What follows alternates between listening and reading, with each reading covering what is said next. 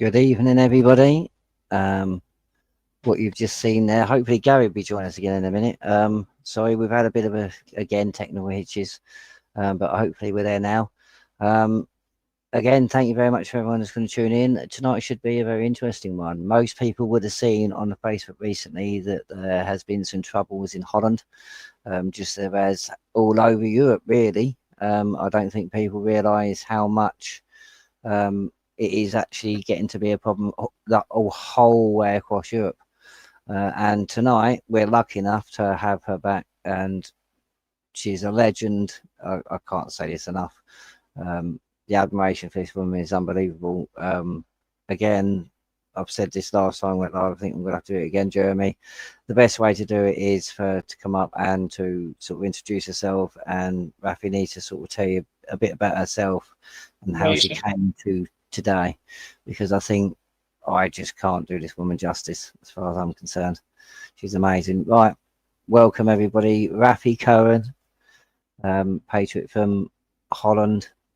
But we're very lucky to have her tonight. So everybody tune in and listen, because this woman has been fighting for a very long time. Right, Rafie, over to you again, please. If you don't mind telling everybody about yourself and sort of your story and how you came to be in the mess we're in now, where we're all together talking about it.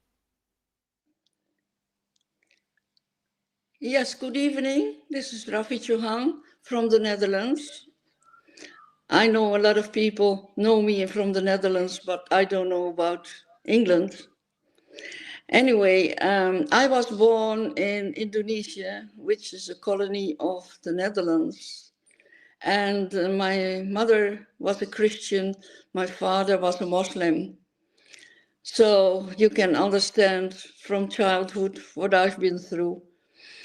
Anyway, after the divorce, my mother took all the children to the Netherlands. I was the youngest. And I see that everything is starting here, what Indonesia's been through. Indonesia is a completely Muslim country. And she took us to the Netherlands, to freedom, and it's starting here again. It's starting here with being bad and worse and worse. Not only in the Netherlands, I think you had your share of trouble in England. I'm sure of that. I'm sure, because I've been seeing pictures of people, and it's terrible. It's Oh, really yeah, it's yeah. it's awful. And anyway, and what was I going to say? I've seen the march of Tommy Robinson with 1 million of people, but you must understand, Netherlands is a small country, and it's very difficult to keep people with the same ideas to be loyal to your thinking.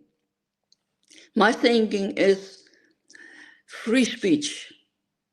I want free speech. I was starting in Germany.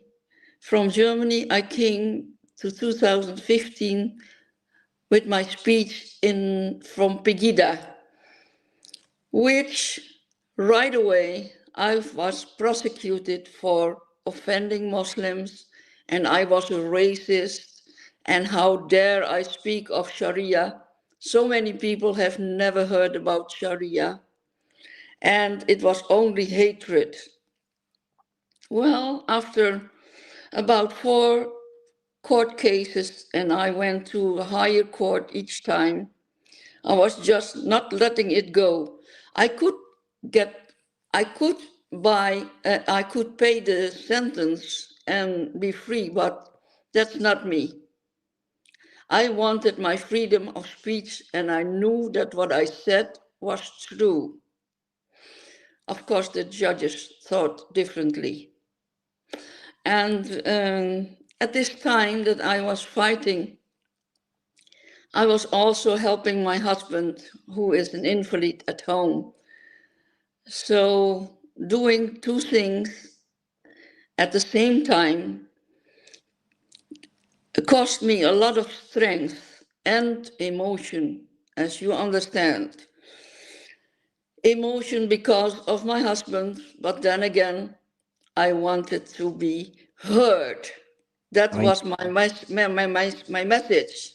I to be wanted to fair, be heard. Yes, yes, this is a side I think many people don't understand or get to see or hear about, really, truthfully. So please carry on. yes, yes. And I will tell you a little bit of what happened yesterday, last Saturday. And maybe after I'm finished, I will tell you why I was not there. Because usually I want to speak in a, I want to speak and I want people to hear me. But let me start with last Saturday, okay? Geert Wilders and Baudet are the main leaders of the right-wing party in the Netherlands. And they had decided not to speak on the demonstration. Our election is on October 29th. Probably they were threatened or know in advance how the police would act. You have to think about the demonstrations against corona vaccinations. This was also very troubling. Now, the authorities in The Hague is the city where the demonstration took place, the authorities in The Hague did not expect last Saturday demonstration against immigration would get out of hand. That is what the mayor said. Now, this is, anyway, I will let my thoughts go because you probably know what I want to say. A mayor, Yes. a Yeah. mayor knows a lot. Yeah. Okay, this is in general what I speak. 4 police officers and 7 journalists were slightly injured in the violence. 2 police cars were set on fire and vandalized. I'm not talking about who's done anything because I have to watch my words also. Most people were peacefully standing close to the stage where there were speeches. Now you have to understand that actually there were 3 groups of people, and these 3 groups of people are rioting. This is Antifa, the second one is Extension Rebellion, that's the Extinction, left. Extinction Rebellion. Yeah. Yeah, that's the left. And then you have the hooligans, football supporters. Yeah. Yes, here we go. Football supporters can be left and can be right. I mean on the right side, on the left side. Yeah. Their political leanings are often not what you think.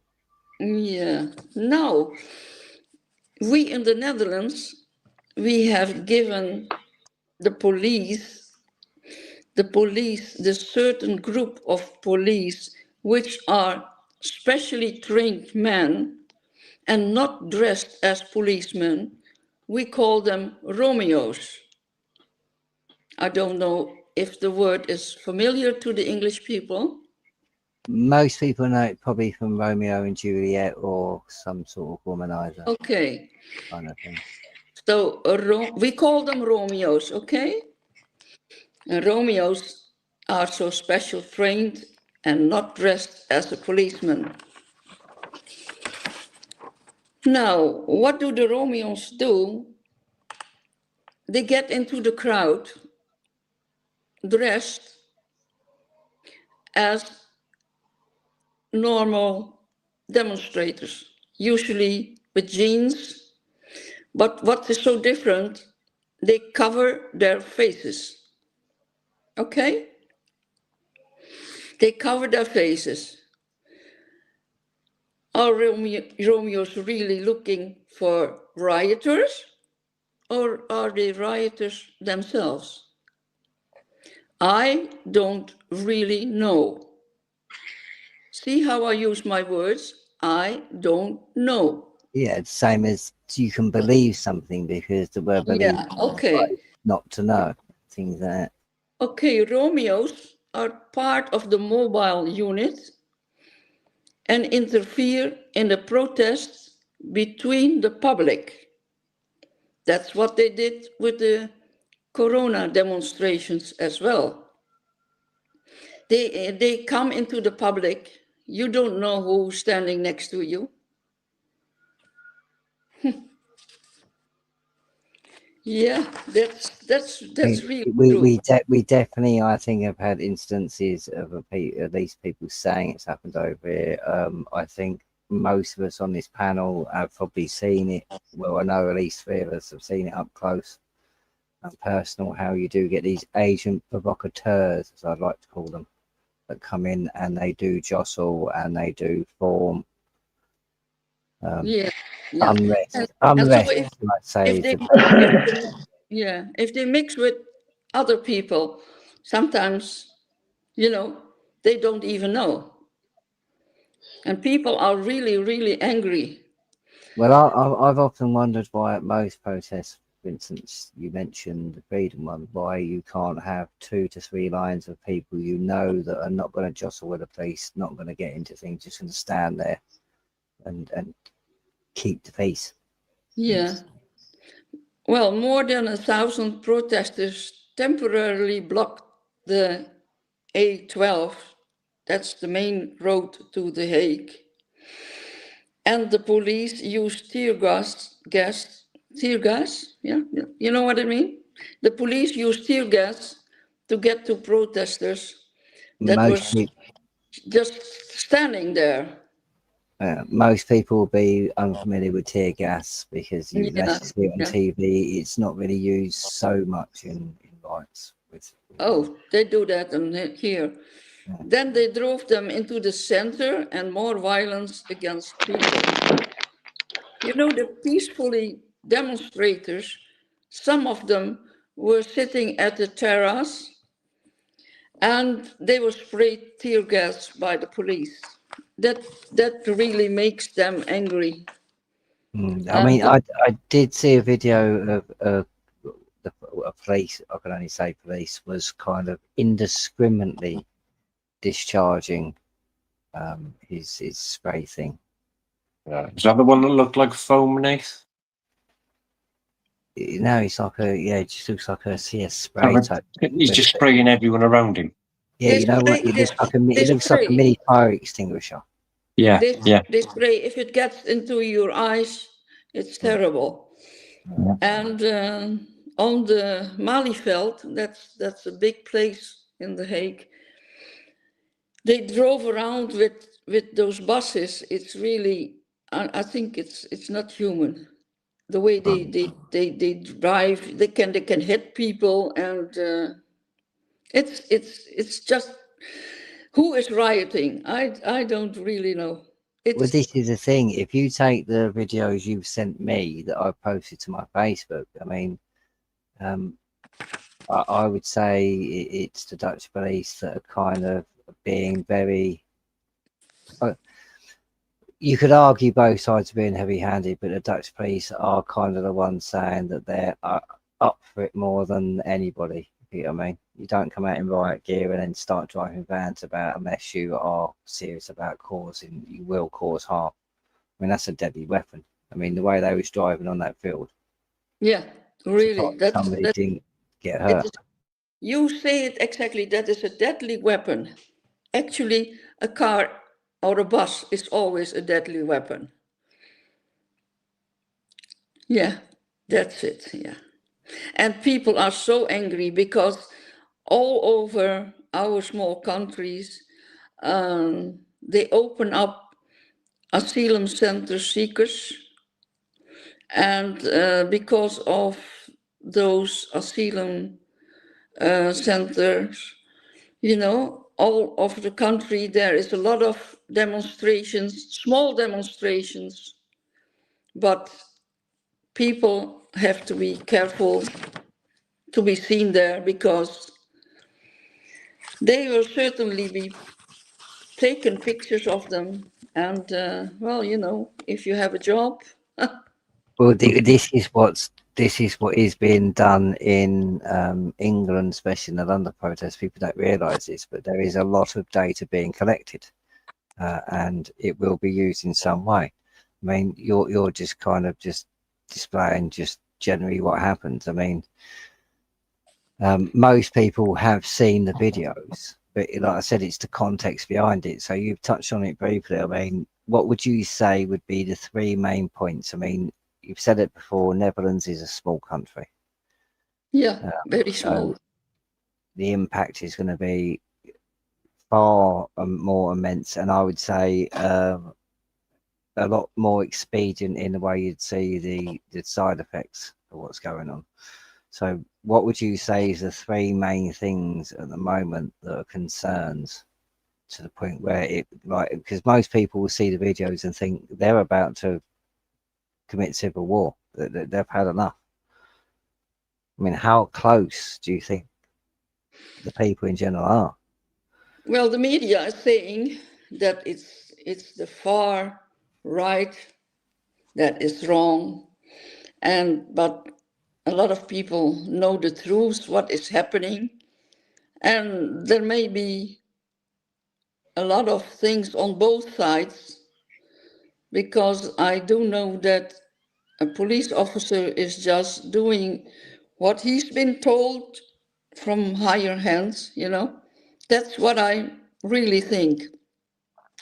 But not the certain group that starts rioting. That's another group of people. That's another kind of mentality of people. That's the right word.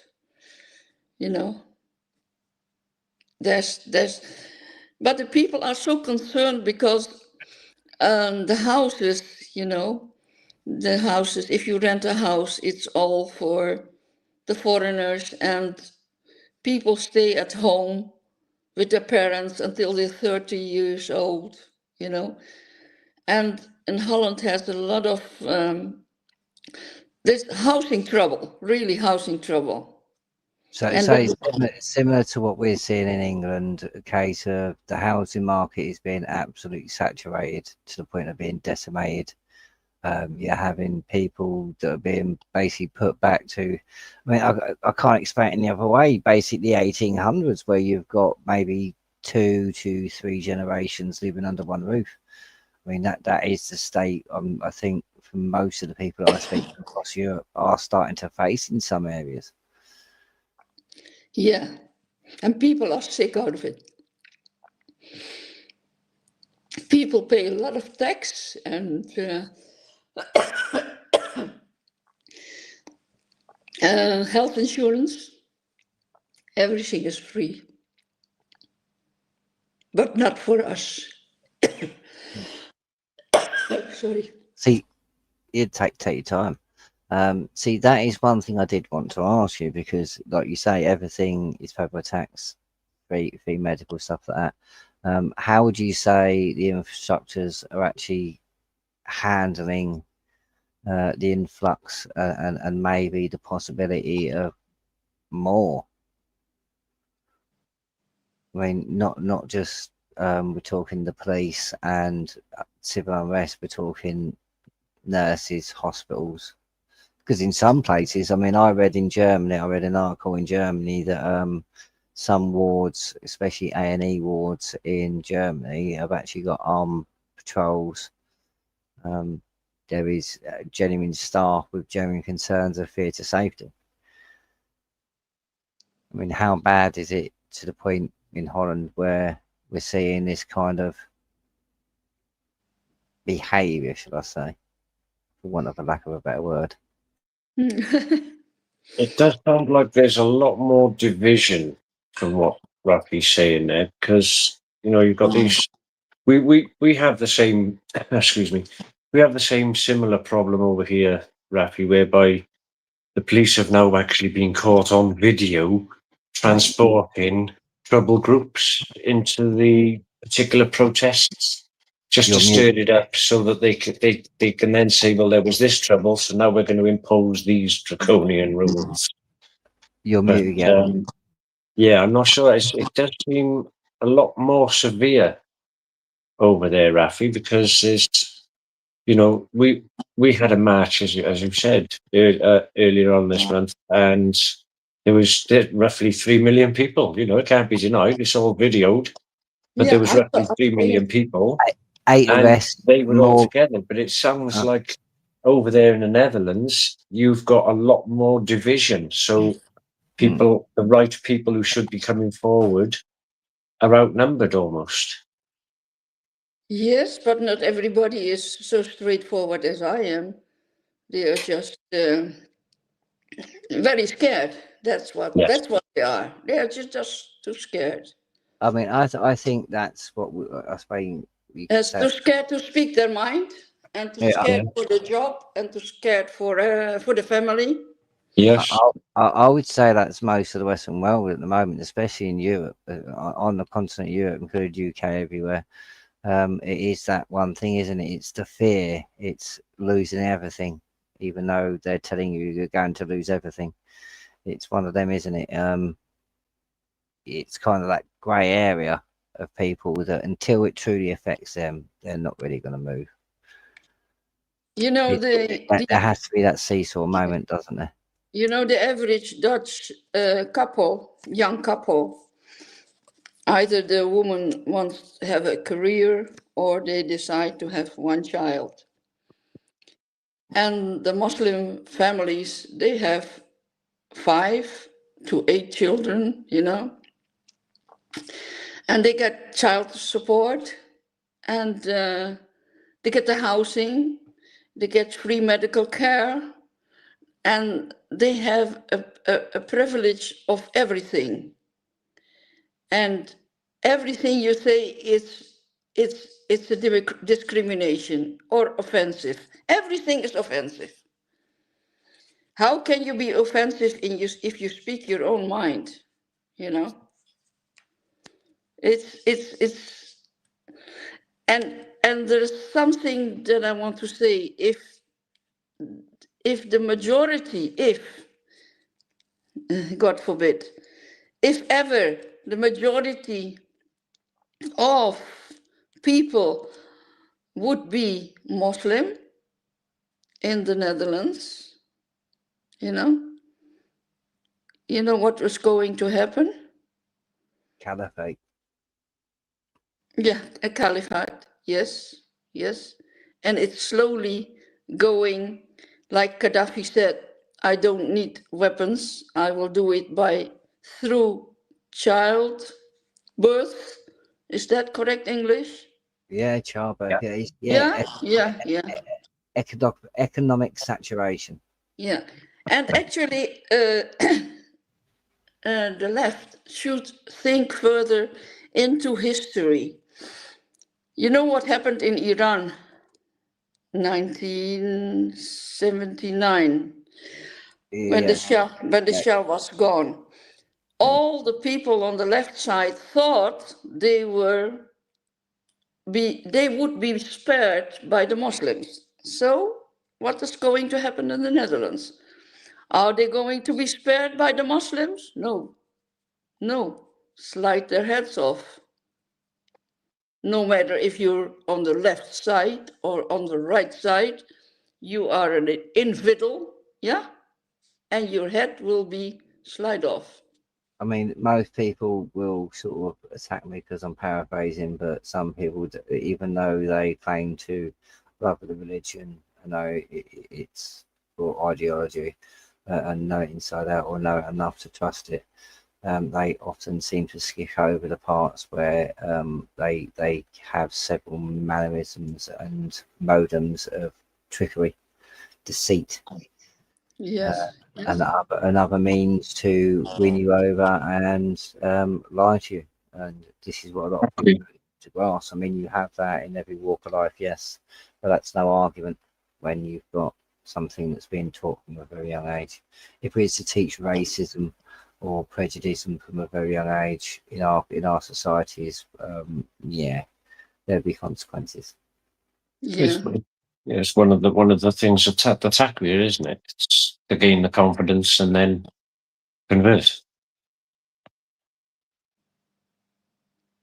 But it's the thing, this is where society has to be brave. They have to put their big boy pants on, big girl pants, and we actually have to come to the table and actually, like Rafie said earlier, I think it was, actually just be willing to have the conversations, just to say it out loud, just to speak about it. I mean, that seems to be the massive problem. It seems to be a debate about passages, not about solutions on what is needed to move forward. Yeah. That's what we lack on in general across the board, and I don't think enough people really ask the people that they idolise, well, what about a solution? I mean, we can talk about problems until the cow comes home. I mean, a lot of people make a lot of money out of like pulling out problems. Look at middle management of the NHS. But what we need is solutions. So when are people going to start coming up with solutions? And waiting another 4 years, I'm sorry, is not a solution. But will the big change come? Well, You know, this is you have also the interference of, how do you call it? I will use my own words. You have the terrorists that rape girls and do all the bad things. Then you have the we do have, intelligent we do have, Muslims we that do have to try and use that TikTok kind of language. So yeah, we've got to yeah. use great and certain things like that. You have the intelligent Muslims, I will call them. They go to university. They will learn. They will become judges. Then they interfere in the police. Then they are in the army. You see where I'm going? Yeah. So it's not about the religion. It's a lot more. Islam is not only a religion. It's even not even a religion. It is an Well, ideology. well, Ideology. that's it. By our standards alone, at least 51% of Islam, if you take the four books, if you take the Mecca and Medina Quran, the Hadith and the Sunnah, you take Yeah. them, that is Islam. Anything else is outside of Islam. Roughly 50. I mean, you know him. I'd love to have an interview with him. Um, Bill Warner, Dr. Bill Warner. I think he was one of the first ones to quantify the texts in Islam, and roughly 51, I think it's 51, 52% of what he says in that is actually in the passages how to deal with a kafir. So by our own standards, it does not make a religion. It is an ideology, and only that a political ideology. So it does come under the umbrella if it's going to take certain actions as a terrorist organization. Yes. Shall I tell you something? My speech, of which I was prosecuted, was sent to Bill Warner by my solicitor, by my barrister. He sent it to Bill Warner, and Bill Warner asked, "Who has written this speech?" And he said, "It is just an activist. It's not a politician, it's just an activist." Then he said, "Everything by the letter, every alinea, everything what she's telling about the Sharia and about what is happening, it's the truth." That's what Bill Warner said.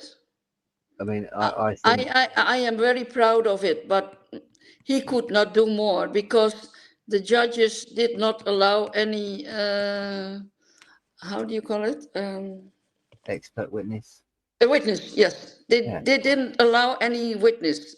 They were so focused on nailing me, People.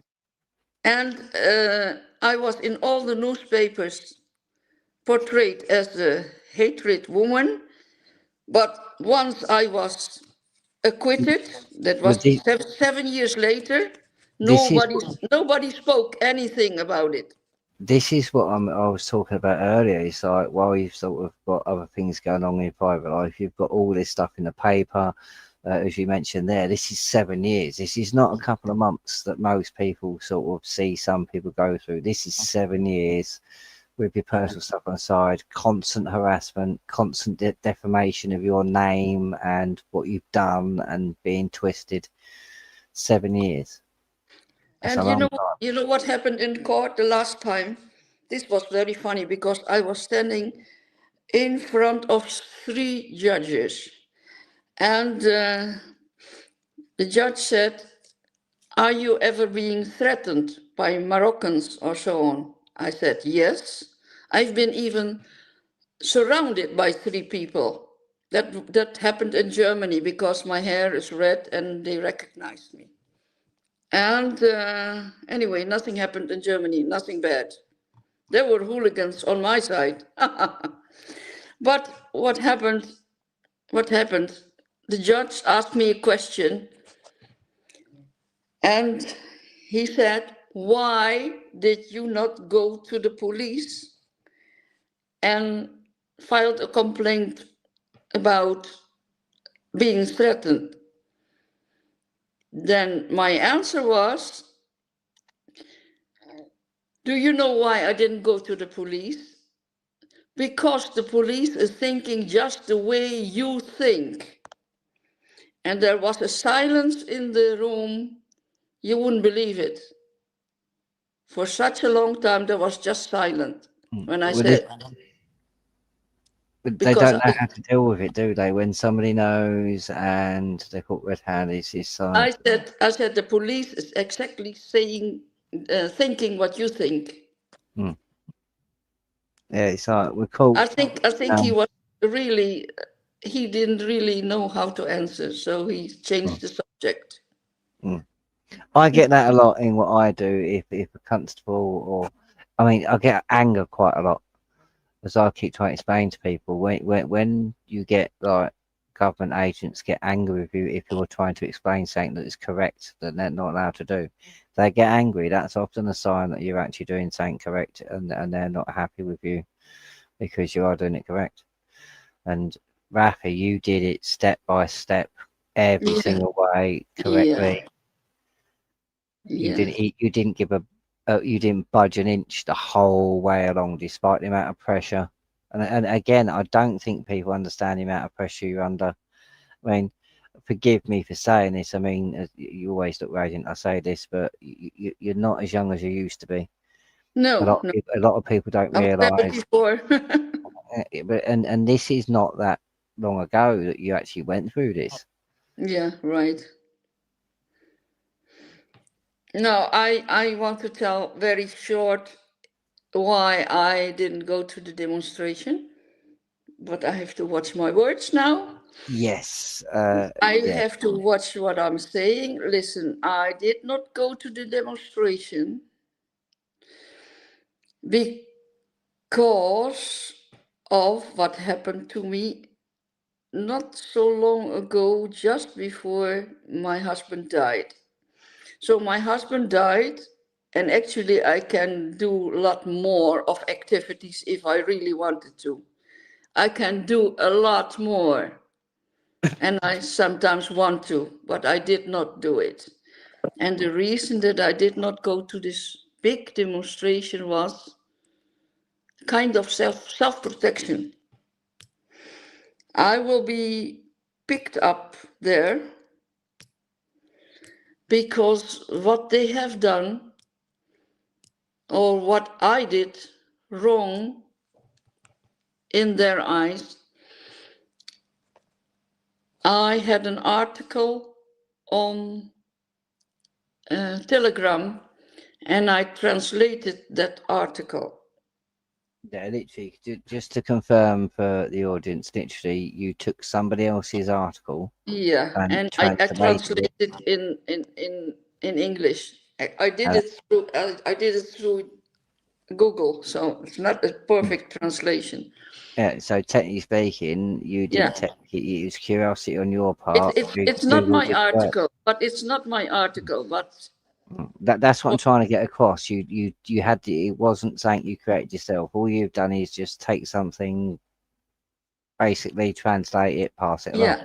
And then I put it back on Telegram. The next thing that happened to me,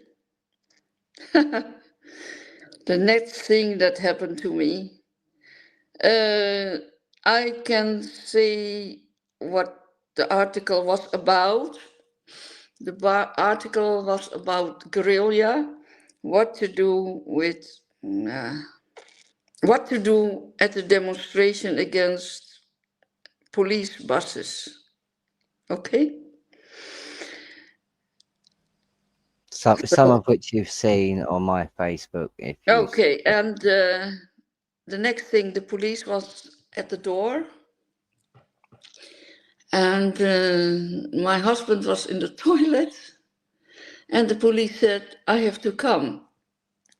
And they were 5 people, 2 police downstairs in a bus, 2 in front of my door, and 2 entering the door. I mean, Now, I don't have any firearms, and I wouldn't dare to do anything wrong. So I said to this policeman, I'm not coming because my husband is there and I have to help him. I mean, it's not like you're like in your 20s, like Shield Maiden with weapons saying, hell no, I won't go, is it? It's No. Your husband needs you. Yeah, and then he said, he grabbed my phone. My phone, I had the iPhone 12 at that time. He grabbed my phone, and then he showed me the order of the court. I have to get this. I have to take it away from you, this telephone. And then he was looking around in the living room, and he grabbed the telephone of my husband. And my husband's name is Maarten Hoekwater. Hoekwater is a Dutch name. Then I said, oh, not this phone, because you have, from the court, you want my phone, not his phone. He's just playing Sudoku and chess on this phone. So you're not entitled to take this phone. So I grabbed it out of his hand and put it on the table. My eyes are like fire. My eyes can be fire, really. And then he said, you have to come with us. I said, no, I'm not coming. And then he said, yes, you can come, and you can ask a neighbor to take care of your husband. Can you ask a neighbor to take care of your husband when he's on the toilet? Come on, be sensible. This is the thing. This is, again, I don't want to touch on too much, but it's like your husband needed a lot of care at this point. Yeah.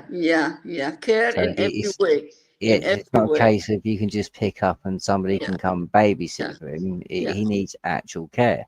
Yeah. So I said to this policeman, you call to the court and say that I'm not coming. And he was looking at me, and I'm not that tall as a woman, 160, so that's not tall. And I said, okay, call the court, I'm not coming. Then behind my back, they called my son to come and take care of my husband. Then they took me in the van to the police station, and I stayed there for 7 hours. I asked to call I wanted to call my solicitor, my barrister. Then they said, I'm allowed to have 1 phone call. Okay, I have 1 phone call. They give me some food, and then I said, no, I won't eat the food. I won't drink anything. I think you want to try to poison me. It's the thing. I mean, you're not a young woman at this point, so it's like you're making a stand and you're saying no. It's I bet that kind of rattled their cage a little bit as well. No, so then I have to go to court again, and they give me 30 hours community service. And that's what I did. This time I did 30 hours of community service between Muslims. I was sitting there, and between Moroccans. Yeah? putting boxes together and envelopes and whatever. And I wasn't even scared, but I just asked the lady that had the leader over there, please don't mention my name, my first name, because if they go on Facebook, they will know who I am. And I was just sitting there and doing my 30 hours, 5 hours a day, coming home and finding my husband in whatever shit you can imagine. Oh. Yeah, shit, literally. Yeah, but I did it. But I did it. Yeah. This is the thing. This is what I don't think a lot of. I mean, this is why I think it was just so amazing because the personal life that you and the struggles you was dealing with, as long as with all this and the wider spread stigma, but yet you stuck to your guns and somehow you managed to literally, as far as I'm concerned, pull out miracles. It's just I don't know how you. Yeah. And then I thought, well, this is over. It's done. And it's done. And uh, well, I couldn't handle my husband anymore. So after 7 years, he went to a nursing home. And I came home one day, and the police was there at the door. And you wouldn't believe it. You wouldn't believe it if I tell you that you would say I lie. This is unbelievable. I say to the police, what have I done now? And then they said, nothing. We just want to know how you are. I said, oh, so they want to know how I am. Do you have a court? Do you have a letter from the court or from the judge or whatever? That they Yeah, say no, but we want to talk to you. And I yeah, said, you can talk. You cannot come in. I'm tired. I'm closing the door, and that's it. yeah. Because they never come round just to see if you're okay. Quick friendly pop in. It's like yeah, just wondered if like I don't know. Yeah, Like, but we're not friends, Friends that come around to say how are you, but mm, they Yeah. yeah. what do they want? What do they want? Yeah. Crazy, I crazy. mean, and it's not like they would have known your personal situation as well to do this Oh, on. they know. Yeah. I mean, over the years, I mean, we spoke about it. I say it quite a lot. There was a genuine kind of, I would say, targeted attack on yourself, your reputation. Uh, Personally, yeah. yeah, and everything you did really, and you stood up to it all. Yeah. Would see. Then you understand why I don't go to this demonstration. The last Mm, time that I was at the demonstration, there was a normal cop, a policeman, not a special force or a special officer, and he had to move something, a bench or something, and then he said, "Will you please move, Rafie?" I thought, "What? What is this? How does he know my name? It's not written on my forehead, is it?" Then I hear from some policemen, because some policemen do talk. Some, oh yes, yes, some policemen told me, "You are, you are being your history or your actions are being used on the school, on the police academy to yeah, learn, yeah. Training. to learn from me." This is really funny. See, this is the thing. I mean, there's a lot of people. They probably will do, but there was Quite certain sinister. tactics. There was certain tactics. I would say at least more prominent back in the years like before Brexit and the years we was doing it sort of in our heyday mainly. But it's like, well, you take like Scotland Yard where Gary was followed home and the police are trying their best to try and get him to trip up.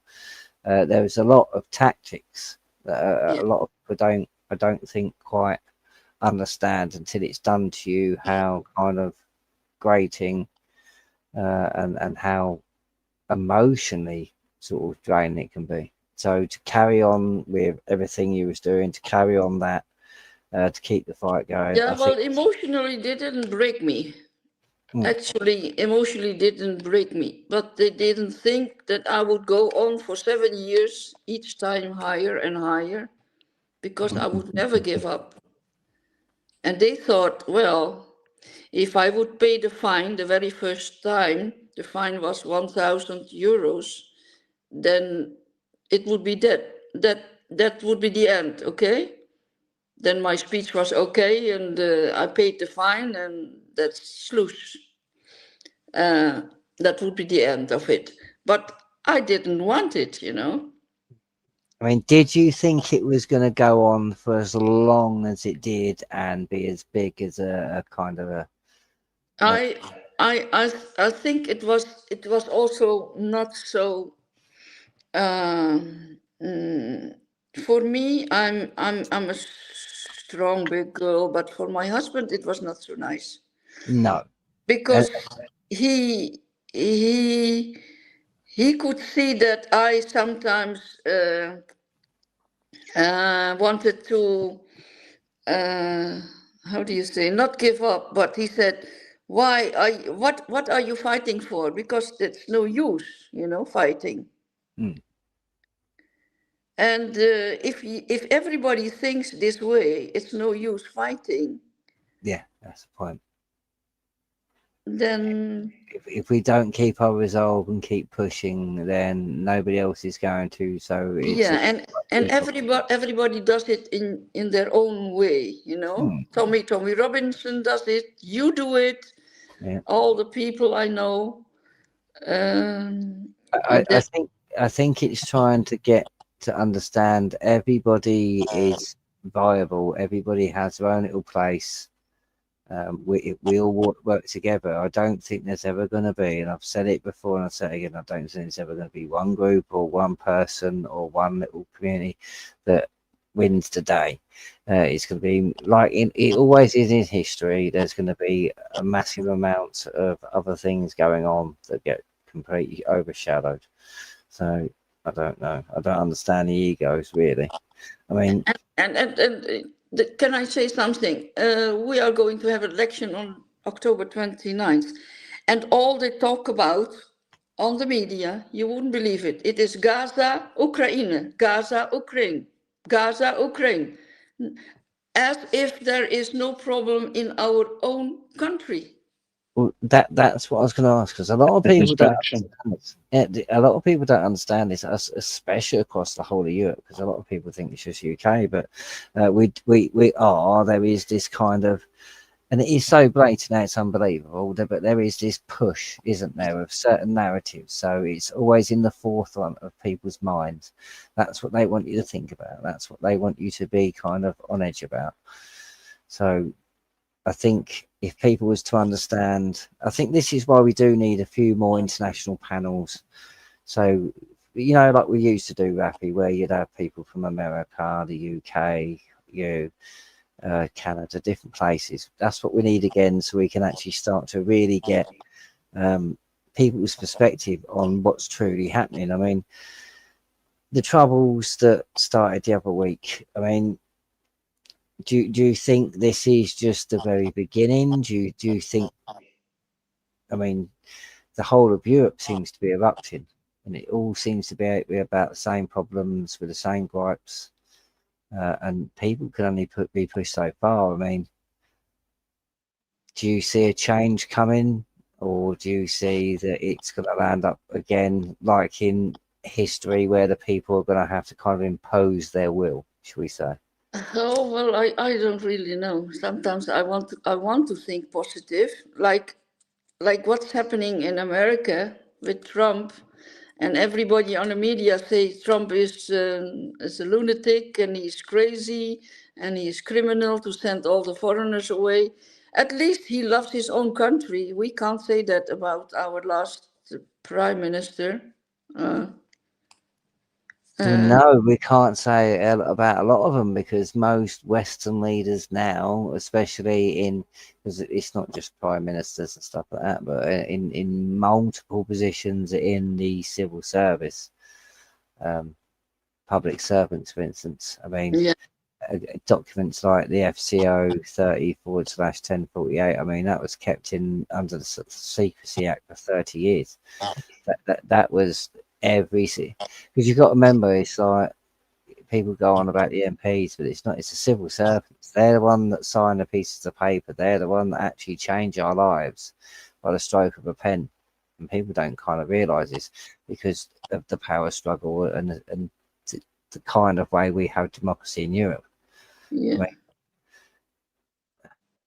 Have you heard about Trump arresting the leader of the FBI? What was his name? Comey? Of no, FBI? I haven't heard much. Please, pray tell. I haven't heard much on it at all.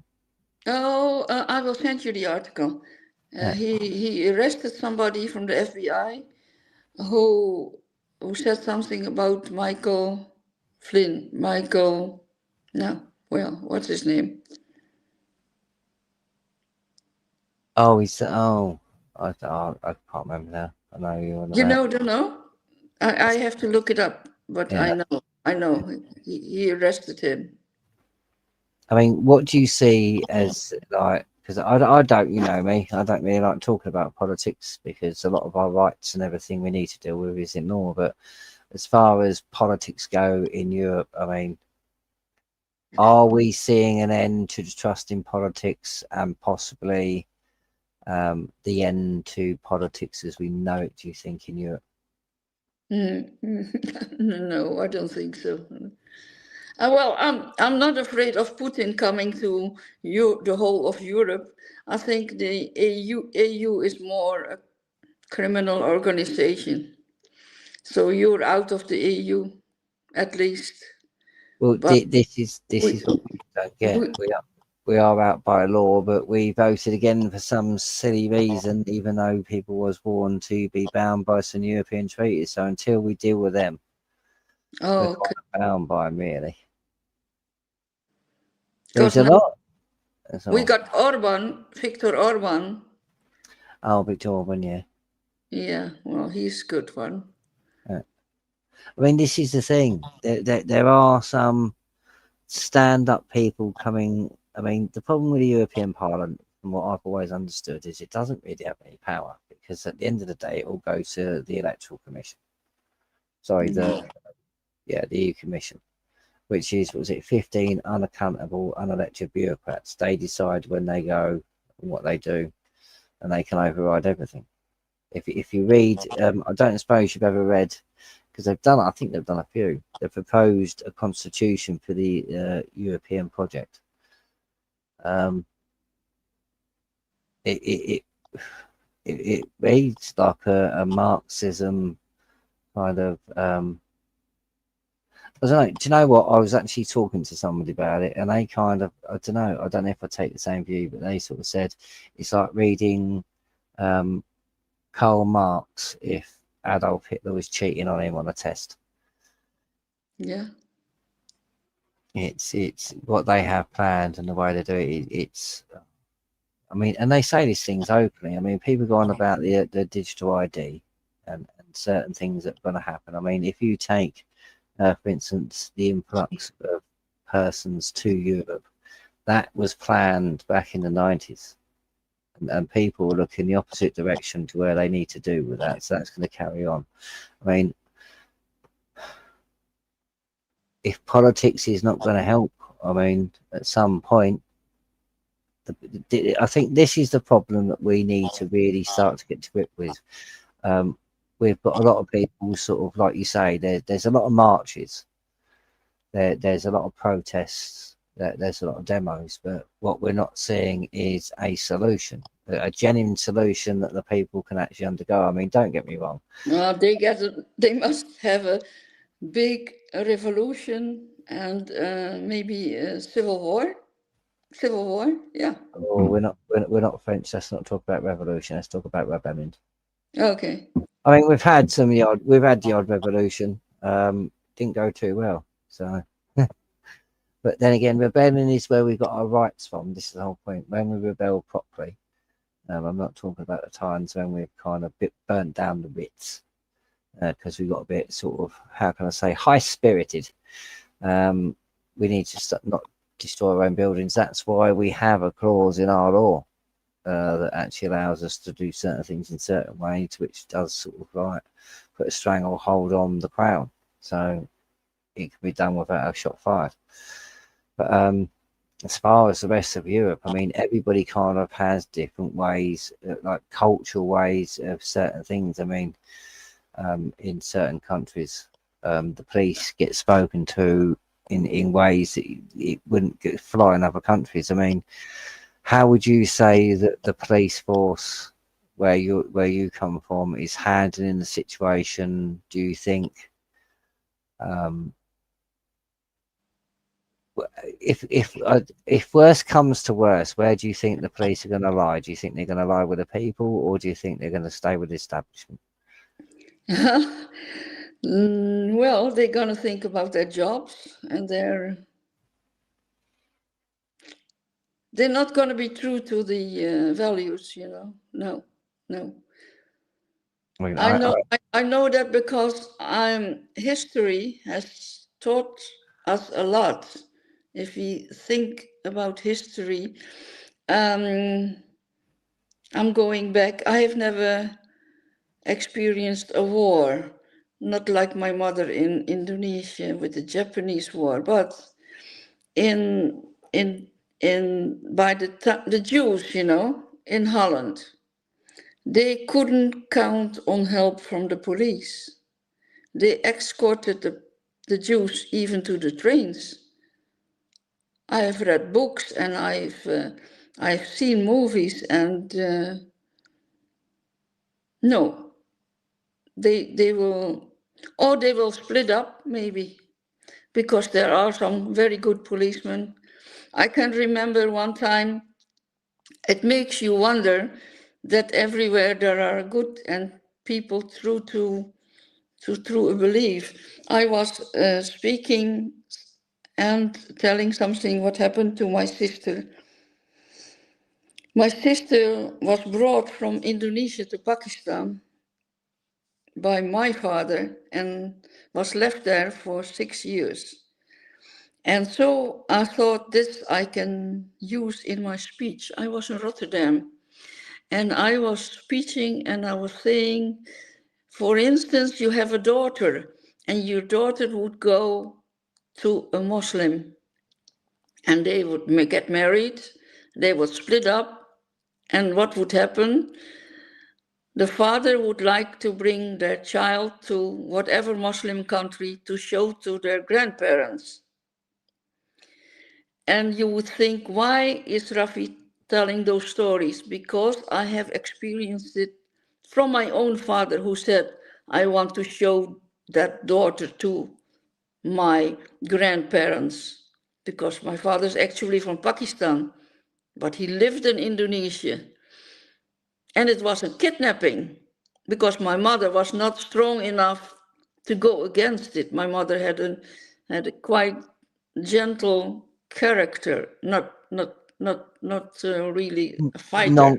Non-confrontational. Yeah, really not. But she couldn't. She didn't have money enough, and there were other times not the way that things are now today. So I said, they will take the child to Egypt, Morocco, Syria, or whatever, and you will never see the child again. I want to warn you, and I want to have this message for women, for women. And I stamped my feet on the ground and I said, for women, will you listen to me? And then, after my speech, I went into the crowd and there was a woman policeman that came to me, and then she said, Rafie, I had a completely different image of you. I listened to what people say about you, and now I have really heard what you said. And I too have daughters. And she was talking to me and she said to me, I'm so proud that I could listen to your speech now. And there was a small crowd, and there was not rioting or anything. There was another policeman coming towards her. You know what she said? She said, I can't speak anymore. She turned around and she went away with her colleague. And she was scared, but she was a woman. Can you understand? She was a woman. And she should be scared of her daughters. Yeah, see? Yeah. So if you have an experience and you want to share it with somebody, it's not to get some sympathy for me. It is to get some warning out there for what can happen and what will happen to certain people. Well, this is the thing. This is why we've barely touched the tip of your story, to be honest, Rafi, haven't we, really, tonight? But Yeah. it's like, this is why it's like when you come on, I'm in awe because the years and the stories you've got, I could sit there and listen to hours because there is so much,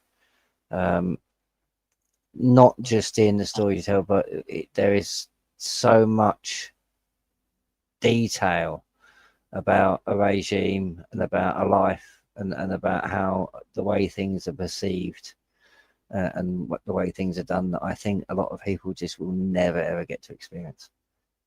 And they go through life with this kind of blinkered, believed kind of narrative that they see in the newspaper. But like you say, when they come up against someone like yourself, I think they struggle, and I think this is half the problem we have with society. They struggle because how do they deal with someone like yourself who's been through it, who fought tooth and nail all the way along to be vindicated, to stand here loud and proud and to be able to say, this is my story, this is what happened. Yeah, and this police lady, she was having quite a different thought about me before she ever heard a speech of me, you know. She just was thinking, oh, that is a lady that hate Muslims and she's just stupid, you know. Yeah. Well. I mean, a lot of people don't realise it's like we're talking about. I mean, you was doing things back when sort of Tommy was kind of a fresh-eyed boy as well, weren't he? Really starting out, kind of sort of thing. A lot of people will know people like Gert Wilders. I mean, he's been at this quite a long time as well. There's many other names that are around at the same time. I mean, this goes back quite far. Like I said, I mean, I think it was 8 years in total, wasn't it? The court case alone. Yeah, same, yeah. And then when you take into consideration all the stuff before and all the stuff after, I mean, that's nearly a decade of your life. So, I mean, we're going well back. I mean, this is why I think your story is so prevalent, because there is a lot of people who've got into the movement and there's a lot of people that thrust themselves forward. And I don't think some people truly understand. It takes, like, look at yourself, for instance, it takes a lady, I call you a lady, with guts and determination that will see it through, because these people are expecting you to just give in. Yeah, give in, yeah. True. And this is why we need to stick together. This is why in numbers we can come together and we can support each other and we can actually give power to it. It's when you get a lot of people. I mean, Rafi, how many years have we been doing this to the point where we've seen so many people want to do something, but they either don't know what to do. Again, we come back to the point of solutions, or they don't know which direction to turn. I mean, how long? The thing is, if they want to punish somebody, uh, they set an example for another person that will follow, for instance, in my steps, who do the same thing. Yeah. They get scared, you know? Definitely. Or I hear, what for? What are you doing? What does it get you? Well, it certainly wouldn't get me anything, except for the certain people that do understand. And I've got a lot of followers on Facebook, and I've had too many followers on Twitter, but I was thrown out of Twitter, and since Elon is back, I am back too. Good This is man. so funny. This is so funny. Yeah, yeah. Because it never happened to me anymore. Ah, I'm not thrown out of Twitter anymore. it's a good thing. Well, this is the thing, though. I mean, it's like yes, I sort of do talk about this because it does have to be mentioned. But like when the coronavirus set in, there was a mass, for want of a better word, tsunami of people that kind of woke up and kind of started getting interested in their, I would say, their own safety and the state itself. And especially the states, I would say, operandus modi. You know what I mean? It's like their reasonings behind things, and it did kind of confuse things. And I do think a lot of people in that wake where they thought that they got into St. Luke, I think they forget that there was many people come before, and the reason why the fight is a lot easier today is because there was many people that spent decades doing this that have fought and fought and fought when there was next to no hope, let alone some little hope. But today, I mean, you must admit, Rafi, today we're starting to see that the wider public in general. I mean, I remember talking to you way back. Oh, this would have been on either the Dogs of War or yeah, the other one. Yeah, no, I think it would have been Dogs of War. It would have had Wayne and that on it. But I remember seeing. Restoration Radio. Yeah, yeah, we got that as well. But I think it was on Dogs of War, this one. If you Oh, remember, right. we was talking back then, and we again, because I mentioned this quite a lot, we was talking about the possibility of the society as a whole starting to grab this as a concept that this is actually a problem we have to deal with it. I mean, I don't think it will. If there was any, a lot of us, I don't think believe we'd get this far back then, to be honest. I mean, did you think we'd get to the point where we'd be able to speak about this openly and we'd kind of get the reaction that shows people exactly what vilified many people, like you say, sort of like yourself, Tony Robinson, a lot of what we've done?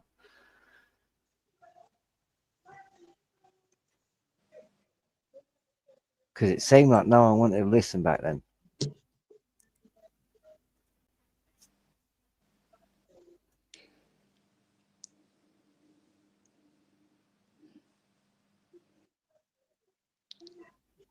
I mean, it's hard because it's like in the beginning. I mean, we've all been fighting for probably longer than we want to mention, but I mean, I don't think many of us thought we'd get to the point we are now, where society is starting to embrace this as a concept. We're starting to see that there is a problem.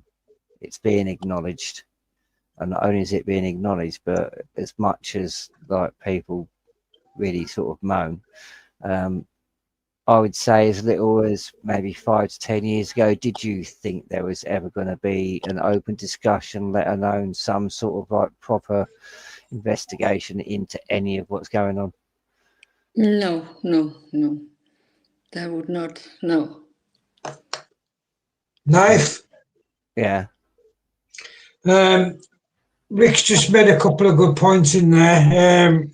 One of them was like, there's probably a lot of groups out there who go with what we're doing, basically, doing it the correct way, lawfully and peacefully. But the really high up patriots are keeping quiet about it. They're not even speaking about it, and that's a red flag for me. And I've got to be honest, they should be screaming from the rooftops a solution, and they're not doing that, are they? If you know what I mean. Yeah, I mean, and I think we go back to what we were talking about earlier, don't we, about solutions. This is the problem, I think.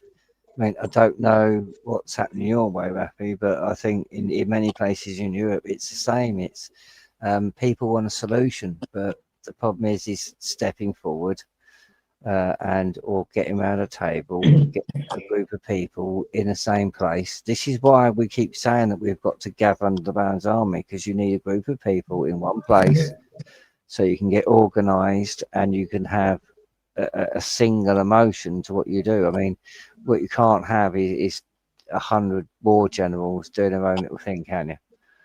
Yeah. So I think what Rick's trying to say is there's plenty of high profile, and we all know who they are, talking about the problem, but not one of them is telling you the solution. well, this is And the we thing. all know what the solution is. It's simple. I mean, that there is certain people that will not share a stage with me and Gary, even though they've actually published and spoken on similar subjects. But if you take what some people have done in that way, they've denied the constitution, then all of a sudden try to use the constitution to get the people to join a party, and I think this is the main problem. We, I we have mean, we have got a lot of people that make money off the problem. Yeah, that's right. They make money out of the refugees. Yeah. I mean, Yeah. report I on it, mean, makes what? money about solving it, doesn't it? We're coming to big pharma again, and this is where I think, as a society of people who want to have something solved, we've got to ask these people that have these GoFundmes and command these big audiences and these followings. It's what solution? What are we going to do? How are we going to solve it? Well, Geert Wilders had a solution, like sending them all back, not getting any Muslims in, not any Africans. Spend the money on our own people, not sending money to Ukraine, because a lot of money goes to Ukraine now, millions and millions, and spend the money Yeah, on our own people. I mean, But Ukraine's our own always people been. are being discriminated. Our own people are being discriminated. Well, I mean, what's it like? What's it like in Holland, Raf, about with the voting? Because me and Nathan's been pushing it for the last at least 6 years. That voting, you're not going to vote your way out of this. It's too extreme. We all know that most politicians are all brought and paid for, so you're not going to vote your way out of it. well, But as long as people keep going into the voting, they keep voting back in, voting themselves back in for another 4 years. They've got to wake up to the voting not no good anymore. It's corrupt. It's not going to work. I wish it was 6 Yeah, years. It's but actually Gary, more like 10, because we've gone through two voting sessions of voting, trying to explain to people. It's like, has it worked? Has it worked? but Gary, you And it's not. know that Geert Wilders was the biggest party last time, and you know what happened? They didn't want him to. They worked so much against him. It was terrible. Yeah, but I mean, this is what we're saying. When somebody who's for the people does get in, they're badgered and they're looking for ways to they dig dirt on them so they can get rid of them. Well, that's exactly what we're saying. Anybody who's for the people now, you ain't going to have a chance of getting anywhere near any sort of power, because these people don't want it. They don't want the people to have, the rights and everything back. So Yeah, in that's England, it's terrible. I mean, how is it out there, Rafi? I mean, we have the thing called the Electoral Commission. It's the same as basically the EU Commission. They just a group of people who kind of set the rules, who can run, how you run, what you can do, what you can say, stuff like that. I may be paraphrasing, and a lot of people attack me for that, but basically they control the voting. Well, the parties that take part. I think people remember recently there was, like for instance, I think there was a London mayor race, and one or two candidates, for some reason, were decided that they didn't qualify. So Yeah. I don't know how it is out there as far as voting's concerned. I mean, are you facing the same problem here, to the point where it's literally saturated from the bottom up? I think it's a pity that there are people that are so scared that they don't even want to vote. This is so stupid. They say it has no power to vote because it does not make any sense. I really like to, you know, do something. How can somebody say there's no reason to vote? That's like giving up, you know. I don't know, because I don't know. I do actually advocate, depends on the system of what you're doing, but if your government are completely corrupt and they're tyrannous and they're criminals, then keep consenting and voting for the similar groups of people doing the same thing. I think it's banging your head against a brick wall. At some point, I think we're all going to have to say, this is why lawful rebellion works, because you stop voting, you stop giving power to the crown agents. So basically their consent that they think they have is withdrawn, so therefore they have no power up, and if you break the law, and we actually get to hold them account. They are our servants. But in a lot of Europe, especially in certain countries, it seems to be completely opposite. It seems to be that I don't know, the people are completely convinced that the government have every single right to control every aspect of their life, to the point where we have civilizations that actually welcome it. So what's your opinion on this new digital ID they're trying to bring in everywhere, Rafie? Because I think it's a really bad idea. Oh, this digital. No. Well, what can we do about it? I mean, it's already. Say no en masse. That's what we can do. Mass non-compliance is what's needed for this. Because once the people speak, if nobody's willing to go and have this digital ID, how can they implement it? Yeah, that's right. That's right. But people are waking up, but not everybody. This is the thing. It's passive action, isn't it? People have got to Yeah. understand it's action. Yes, you're being passive, but people think it's, even in that, it's like, well, if I don't go and do this, I'm going to get in trouble. It's like, do you have any idea what they've got planned for you, and you're worried about this at the moment? You're going to look back at this moment and say, I wish I'd have paid that. Because it is lawfully as it stands, and anywhere where you've got the Queen as, or the King as a figurehead, or we are involved, you do actually have at the moment a state where the Crown is beholden to the people under Article 61. Is your king also involved in politics? See, this is the No. thing. The king, There's no. yes, the people keep saying about this. I see it on Facebook, I see it everywhere about the king proroguing Parliament and stuff like that. Yes, there is a couple of things the king can do. Not many things really. Yes, he can prorogue Parliament, but in general, the king is not allowed to get involved in politics. Oh yes. Come on.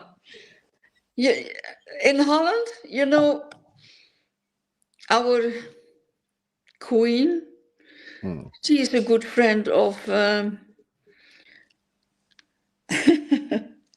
I say it? And to meet.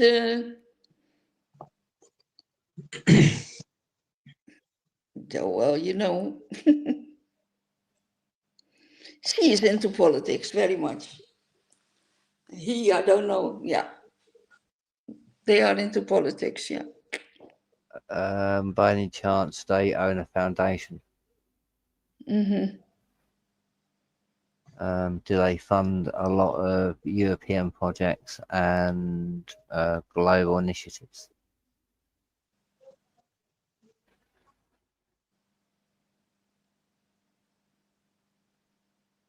Are they pious? Are they pious enough that they've named it after themselves?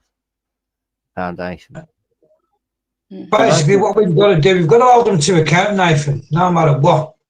Well, this is the thing. At some point, this is where people have got to understand we are the law. So at some point, we have to decide what the solution is. We have to decide what we do about these people.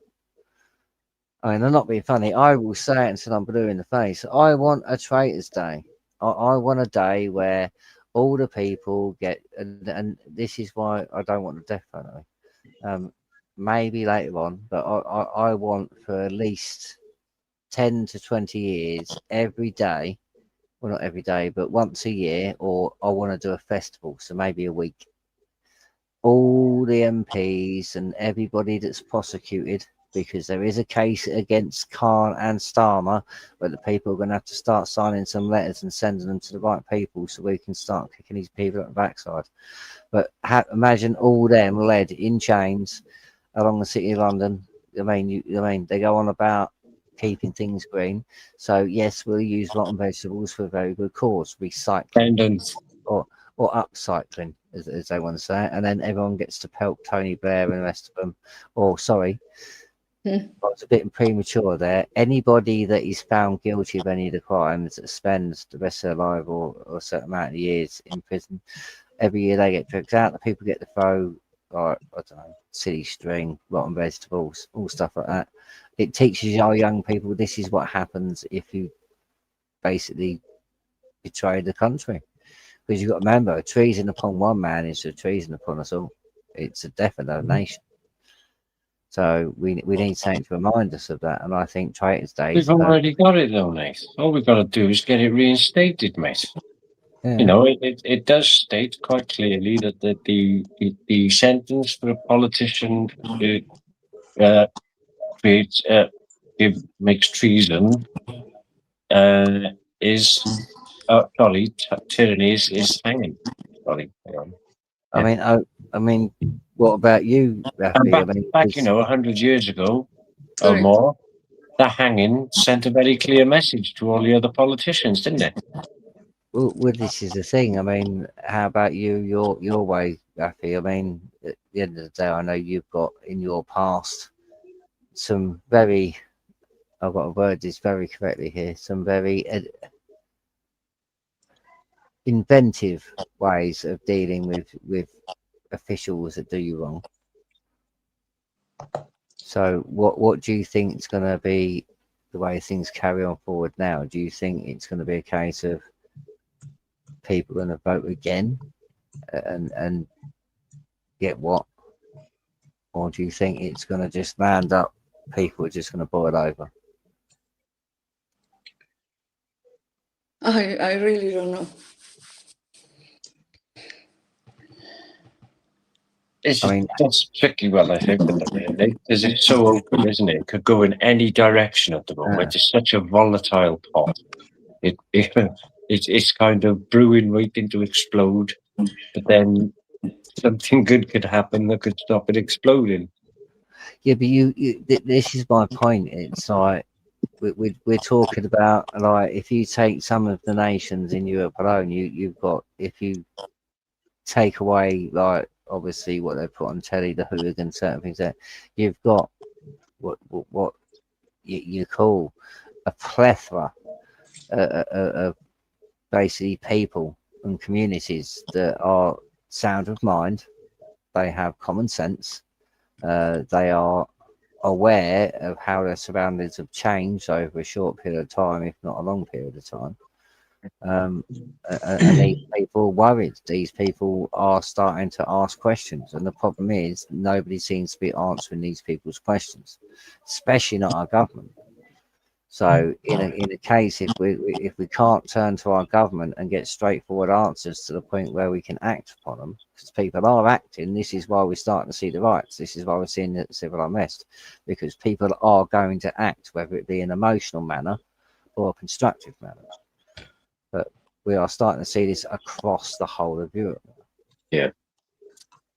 So it at some point, I don't know. I mean, it would be nice if all the countries would kind of stand up at the same time, send a message.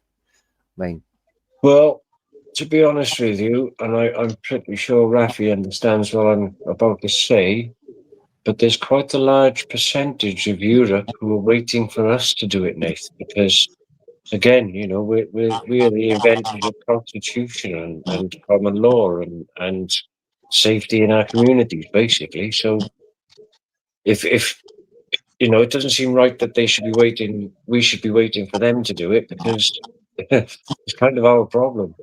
We sort of, it started from our people letting slip and letting politicians do what they're damn well choose. You know, it's That's why I'm thinking maybe it's like for a peaceful way, because let's face it, if you look back in the past of every country in Europe, there's often been civil unrest, there's been rebellions, there's been revolutions, but a lot of the time there's been a lot of things that have been achieved, I would say, peacefully and lawfully by basically a show of the will of the people when they show they are genuine. The might of the people shine through every single time. If you look at every single nation, they have got stories where the people shine through. Well, as you know, Nave, we can tell the people this. If they go into Article 61, they can remove every act, statute, legislation, law that's been passed since 1971 because they're all constitutionally repugnant and they're all unlawful because we are governed by consent and they are not allowed to pass anything in that parliament that causes the people loss, harm or injury. yeah. Exactly. I mean, The politicians, they will never give up their power. Never, never, never. No, this well, is it's a problem. I mean, if you look through history, these power struggles have never been won without any bloodshed, unfortunately.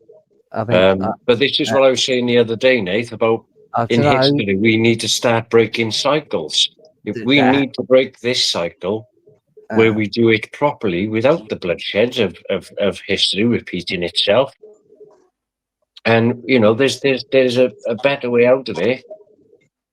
There has been prevention done through the threat alone, so there is room for that, and that I can say for pretty much most civilizations across Europe, they've throughout their history of their peoples, there's always been them situations where just the threat of them willing to just sacrifice all has been enough. So it's there. We just got to kind of tap into that in a lawful manner. But this again, is the pot's ready to go, isn't it? It's just finding the right igniter for it, and to make sure the rocket, once fired, goes in the right direction. Well, this is the problem with revolution and rebellion, isn't it? Because a lot of people don't really understand what they mean. Revolution just really means you just change the leader, so you might as well vote.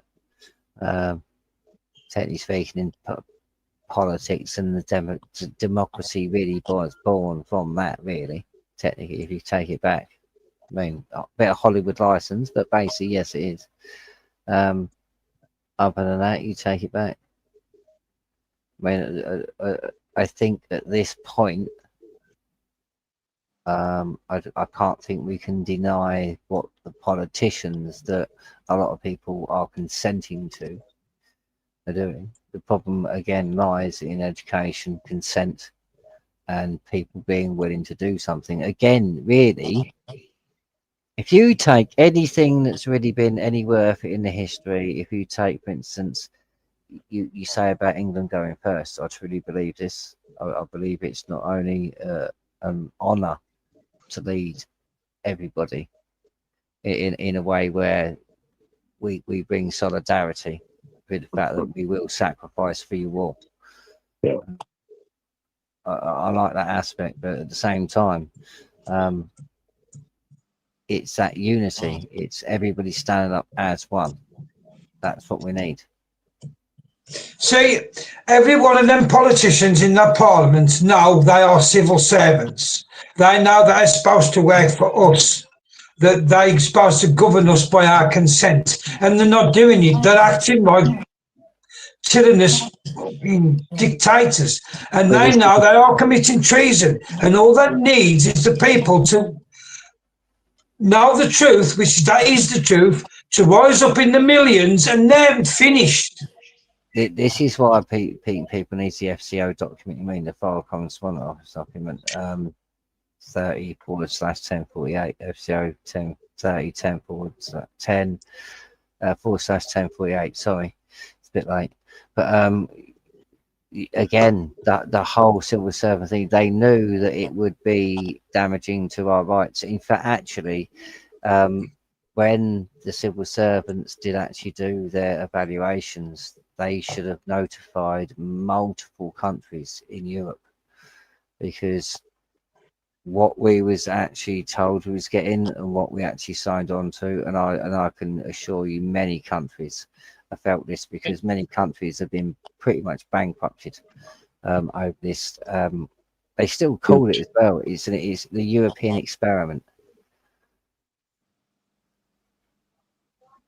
So we're getting to a point now where I think good's going to come off it, but really, because I think you're going to start to see that we're not all that different. And I think you're going to see that the more common men and women from Europe, I think after this, I think it's going to be an historical moment. I think we're going to see more unity through the people of Europe than I do ever think we'll see the unity through the institutions of Europe, the things like the EU and people, the WF tries to do.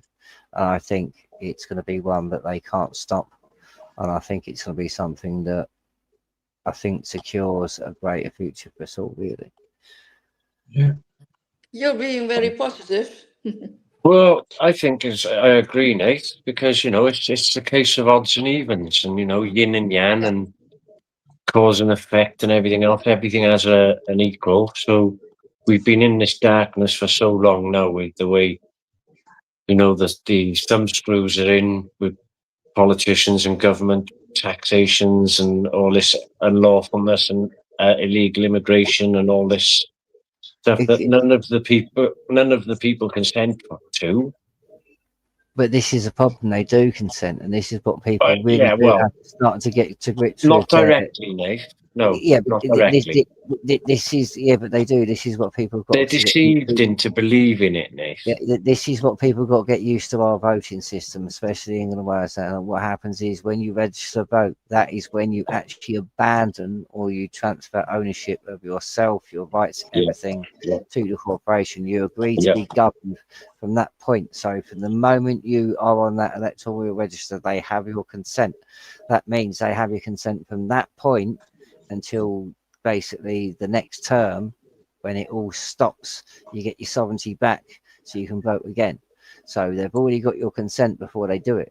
So it's the people that don't vote actually get a voice, because you did not vote. You did not consent to these people doing these things. Yeah. And all you've got to do on the electoral register is email them and tell them you want to come off, and that if they don't take you off, then you will,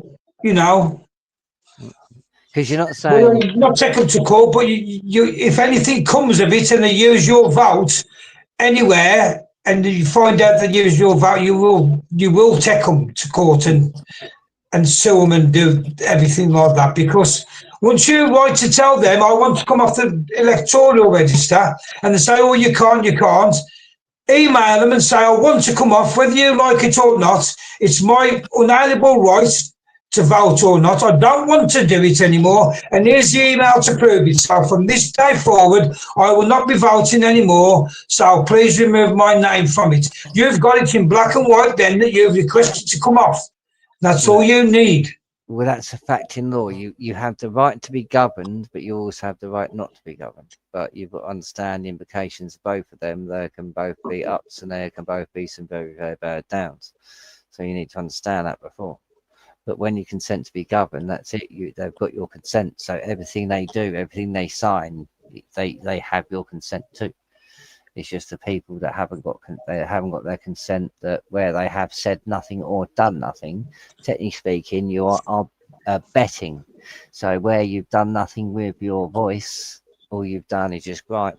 You are abetting the very criminals that govern you. So what we need to do really is we need to all come off the electoral roll, all stop voting. We need to push back like we have done in history. Like many nations have done this. If you're talking about nations that have had democracy, think back in your history. Think about times when the people have had to basically intervene to make sure that they do actually have democracy, to make sure people do actually get a fair crack of the whip. But you will never get the majority not voting. That's impossible. Well, the majority already doesn't actually vote. The problem is getting with the majority that doesn't vote to actually do something with that their position, Yeah. basically. Yeah. Because if you take Britain, well, I don't like saying Britain, but if you take like the elections last time, the major one, I think it worked out just shy of 21% of the people voted. Yeah. Didn't vote? Yeah, I no, don't, I, I don't know about England. yeah, no, that's it. Literally, 21, just under 21% of the people voted in that election. Brexit was the biggest election turnout we've had in the whole of English or British politics, and yeah, Really? we know how that turned out, and still a absolute ton of people didn't even vote. So, I mean, I'm not being funny. If you actually go back through the history of politics in England, and generally the kind of votes they get nowhere near. Like I said, when you talk about law and acts and statutes only being applicable to those that consent to be governed, stuff like that, a big picture sort of forms. But at the end of the day, they need your consent. That's how they get it. They get it secretly. You think you're going to benefit. They dangle all these things in front of you. You consent to be governed, and therefore, for the next 4 years, whatever they do, they've already got your consent. There's nothing you can say or do about it. So, standing outside Parliament is going to do nothing. The only way you can do something is by when you stand outside and you're talking about all these crimes and the laws they've actually broken. You need to use the correct path. You need to correctly use law. People say things don't work. They do work. We got the case against Keir Starmer and Sadiq Khan.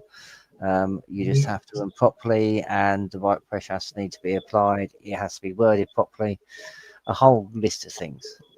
But it's like, Rafie, I mean, the years that you've been doing it, the years you've seen what's gone on,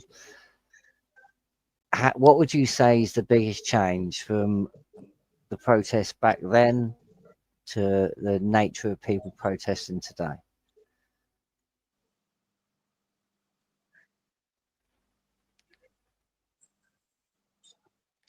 I think they need more than protests. Sorry that I say. Yeah. They need more than protests and demonstrations. Something has to happen. A big thing. Let's start holding them account. But they Correct. need something more concrete. These protests, there's nothing concrete at the end of them, and never has been.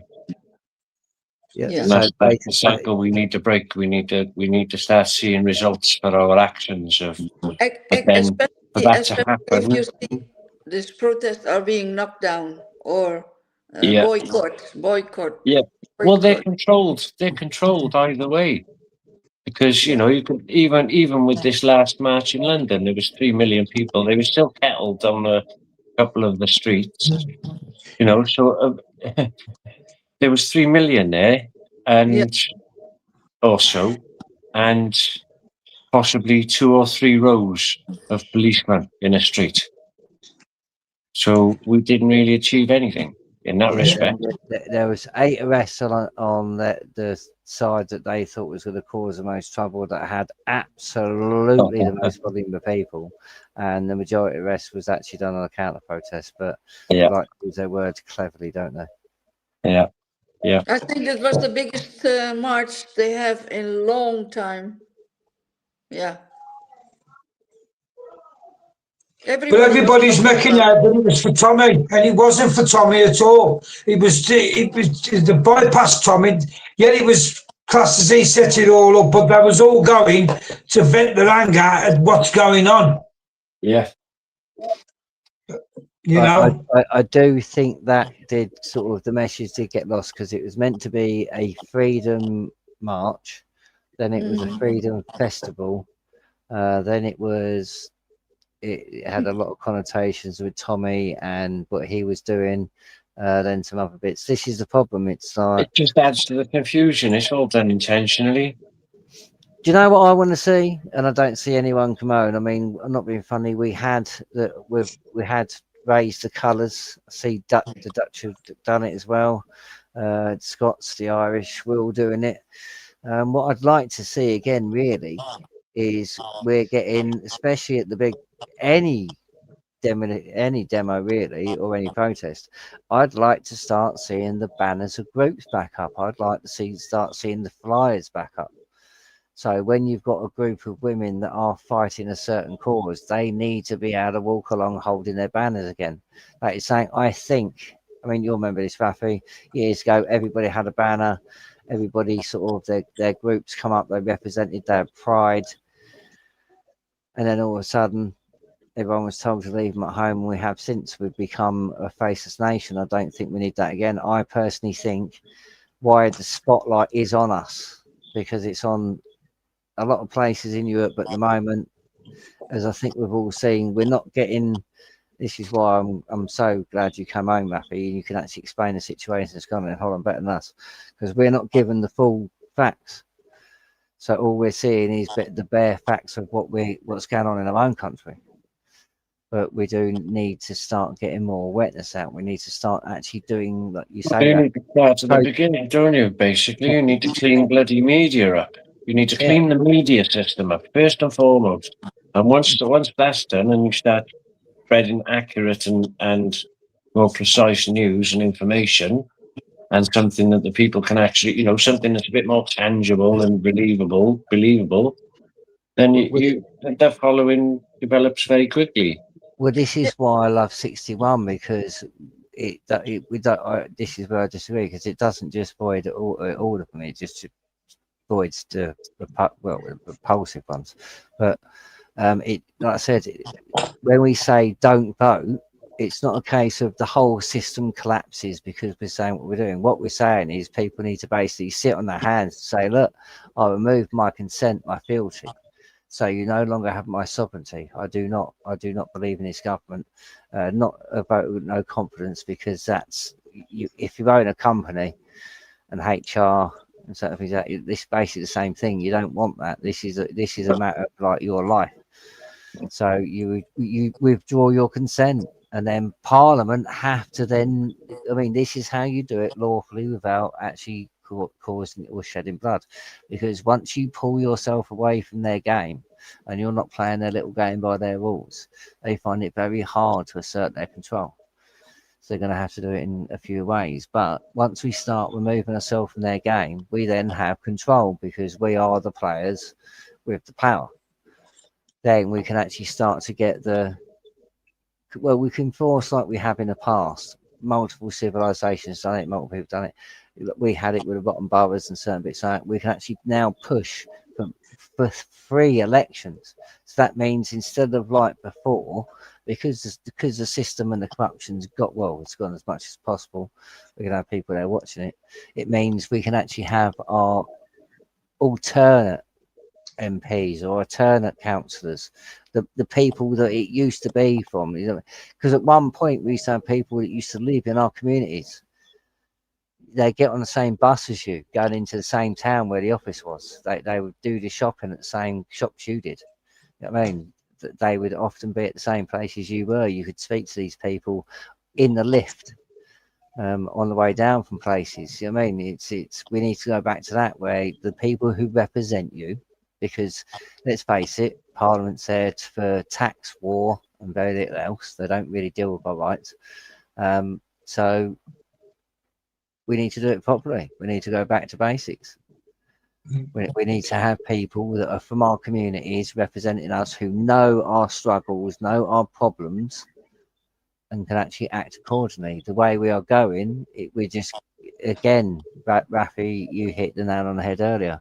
We can't trust any global leader at the moment, because they have gone through the WF University, which means they are all indoctrinated in the same rhetoric throughout the whole board. So you're never going to get anywhere near any political leaders at the moment that haven't either had. Say again. It's going to take bloodshed. Well, this is the thing. This is where discuss it. It's going to, when you describe it like that in its entirety, how uh, else possibly? well, this is why you remove consent. You completely shut these people out. We have free elections, therefore we have done it before. This is what people don't realise. Everything that has happened in law, as far as, or not even law, in as far as human treatment, the way we are treated. If you look at every civilization, let's just take Europe. We can talk about the rest of the world later on. If you take Europe, that is thousands of years, and people don't realise this. Our Mahometine laws are over 4,500 years old. They're about 500,000 years old. So 5,000 years old. So they go back a lot further than that. We've all got these within our culture, and a lot of these laws are there what kept peace in our lands. For instance, you don't kill your neighbour, you don't steal your neighbour's sheep. I mean, you don't. It's about things about moral standing. It's about being a good member of society, because you'd be an outcast if you wasn't. So the whole point is your behaviour is meant to be exemplary. So you don't go around causing harm. You don't go around causing injury. You don't go around causing yourself to be a mischief, because the community as a whole would hold you to account. And that's not happening anymore. This is why we need. I'm not going to get into sui juris. And World changed. World changed. this is the thing. A lot of us have actually seen. I It mean, is so changed. well, this is the thing. Gotcha. I'm kind of just about young enough, just about old enough, I'd say, to have watched the massive change, especially, it's like, for instance, in the 80s, going towards the 90s. That was just, I think, the last little bastion, because once we hit the 90s, everything, schooling, the way social services worked, everything, the way the police worked. If you notice, that's when we started seeing the introduction to things like the best, certain changes in uniform. Yeah. Because in the 80s, we had the Bobby here. I don't know what it was like where you are, Ruffy, but we had the traditional Bobbies here with the helmets. And then all of a sudden, in comes the 90s, and we got this paratrooper style force. I don't know how it happened with your side. Anyway, Nathan, I'm going to have to leave you and love and leave you all now. It's nice to meet you, Raf, again. Bye, Gary. And I'll speak to you soon. Speak to you all soon, guys. I'll speak to you later, Nate. Good Right, night. speak to you, mate. Good night. Thanks for Too, tuning in, Gazza. Ta-ra, everybody. buddy. Speak to you That's later. Right, speak to you. Right, do you want to bring the other guest up then, Jezza? Yeah, no problem. Give me a second. I'll send him a invitation. I mean- he might have gone to bed, I'm honest. As work out. I mean, where do you think, Rafi? Where do you think, after the events we've seen on Facebook, where the people are actually charging at the police, which you can see they're basically stopping them all getting out of the van, so they're stopping confrontation, as well as I'm concerned. Do you see They're stopping confrontations, yes. Yeah. I did in some instances, not always, because I kind of know where my limits are, Hmm. in the sense of, I'm very much for free speech, Yeah. but I'm trying to stick by law Yeah. and not losing myself.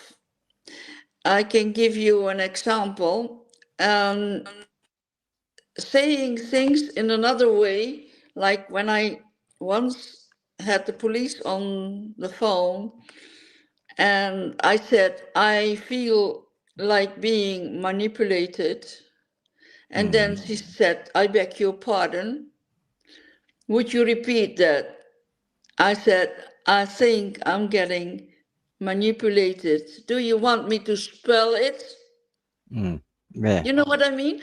Now Yeah. I'm being very particular that she knows what I'm saying and I'm aware of what I'm saying.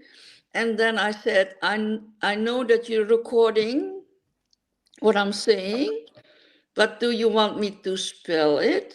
And your voice must sound nice, Yes. Yeah. not angry. Tone. Yeah, I'm tone always very present. friendly and always very polite, and it it makes them really frustrated sometimes. Hmm. Do you understand? I do. I find this in court because where You have to manage yeah, your voice, yeah, yeah, not yeah, yeah. You have one, to one, control not to raise your voice, know exactly what you are going to say and how you say it, exactly. You have to control your and emotions know that and whatever you say, it can be used against you. exactly. This is the main things I do really try to teach people who are a bit more advanced in actually taking on cases. You have to remove emotion, which is probably one of the hardest things you can do with, Yes, yes, especially with your own struggle, because you've got the emotions that it's causing you, but you've got to try and remove all emotion. You've got to try and pretend it's not you that is this case is for. You're doing it for someone completely different, just with the same sort of that's basically. when I was said that I was a woman. I don't want to repeat the name what they called me, but then I said, "Shall I tell you a story about Indonesia?" I don't live in Indonesia. I was born in Indonesia. I don't even speak the language, but I can tell you something. Mm. There are certain parts where they apply this Sharia so much that if a woman applies for a job at the police station, she has to prove that she is a virgin. That is what I said in court. Okay. And then the judge said, you, you are fighting for the for the rights of women, in general. I said, no, I don't think so. I'm just telling you this because it's part of the Sharia law. I mean, they do like to try and reclassify things because under their legal doctrine, i.e., their legal language, they get to compartmentalize things and Yes, and as they say, you better not fight the Islam, Rafi. You better fight for women.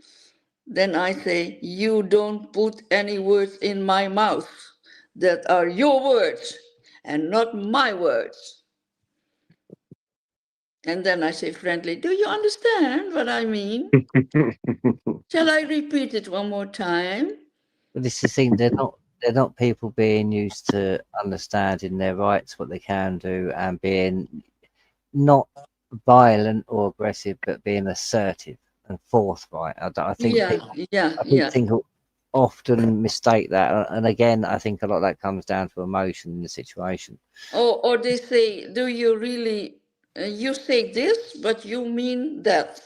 Yeah, And then can they you? Yeah, repeat, and then they repeat that. And then I yeah, say, oh, how nice of you, how friendly of you that you explain what I'm thinking. Shall I tell you yeah. now what I'm really thinking? Exactly. And It's then they like, say, oh, no, no, no, no, no, no, no. Please I mean, shut up. this is Yeah. the thing. Whether you're talking to a constable or anybody, you need to be able to understand. So you can clarify anything you like as many times as you like. I mean, they're gonna get to the point where if you do it, they think you're just wasting time. But they legally have to do it until you understand what you're agreeing to. Again, this comes down to consent, doesn't it? Yeah. Yeah. And that's the main problem. Have you People, have you ever been investigated in a police station by asking so many questions and being silent for three-quarter of an hour or something, and just say, I have the right to stay silent all the time. Then one of a sudden I say, I'm so tired of this. Can I go to the toilet? And that was the end of the story. But they asked me so many questions, and I was not. I was advised by my lawyer not to say anything, so I said, okay. my point is the right to remain silent is an unalienable right. I Oh, mean, yes, yes, I actually got told by a solicitor the other day that the Magna Carta and, for yes, instance, yes. we don't have a Bill of Rights.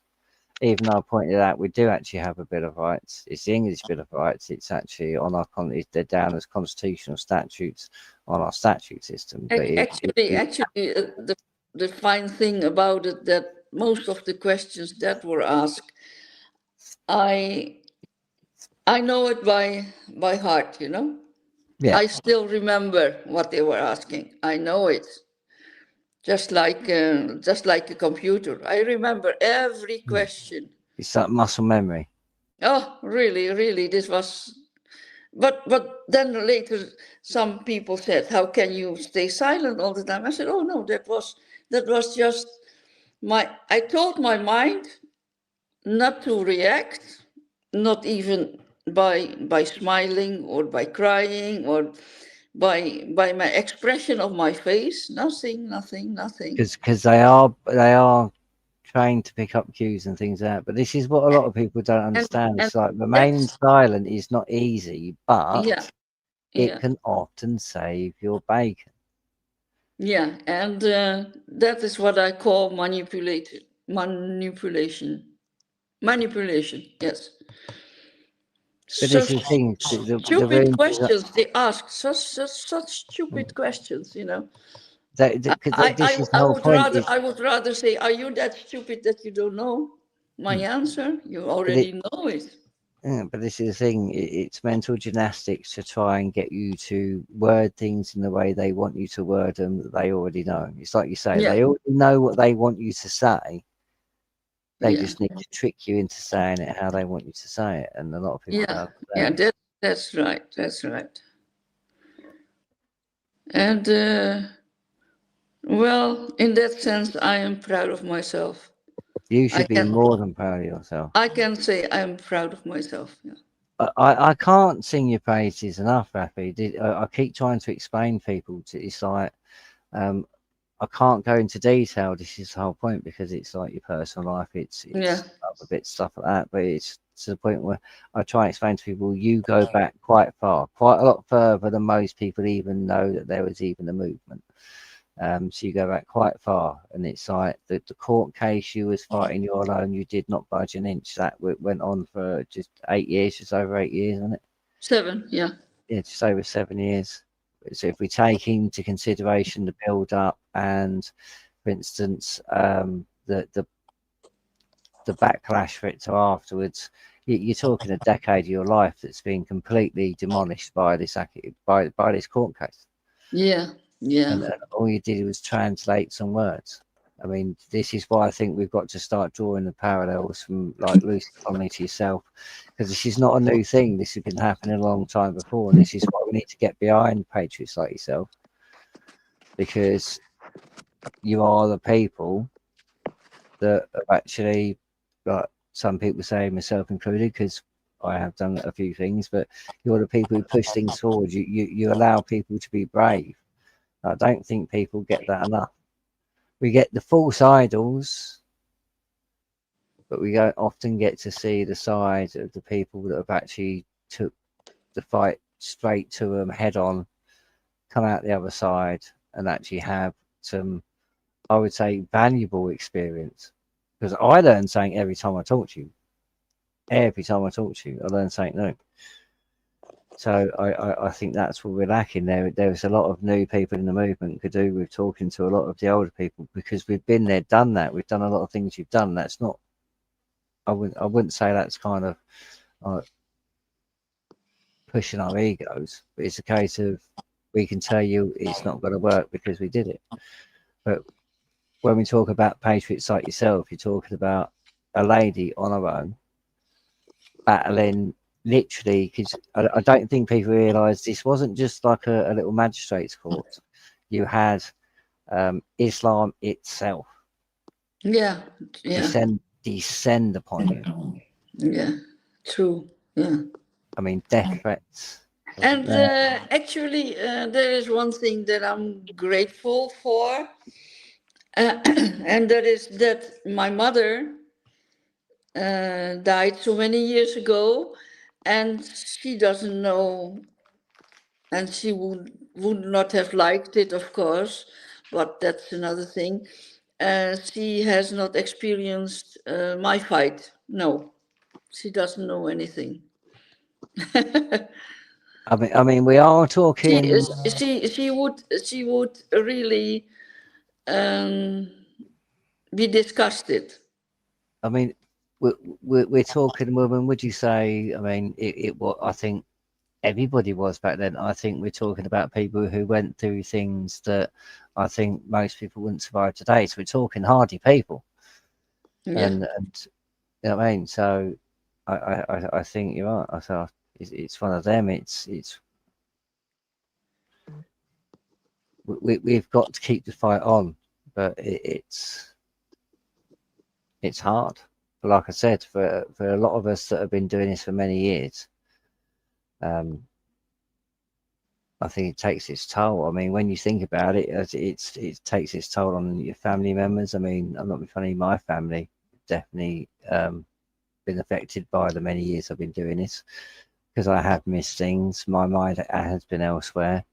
I've spent time doing court cases and paperwork stuff like that when I could have been sort of doing other bits. Yeah. It does take over your life, but if it hadn't, I don't think like this is why I mentioned it before.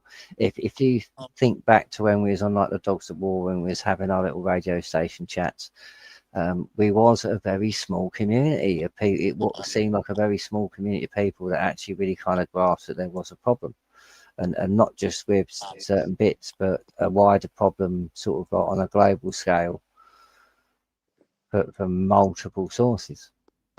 And now it's grown into it's all that people are talking about.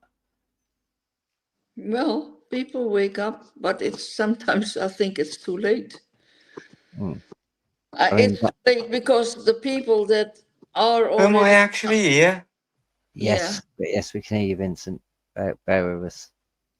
are you Anyways, having another somebody coming on your Yeah, show? that's Vincent. I think Jeremy sent me come on as well. Bear, no, carry on. I think I have to go to bed. Oh, Yeah, all I'm right. going to break up. Yeah. Thank I you thought, for having me. am I I, showing up? Can you see me? yes, bear with me 2 seconds, Vincent.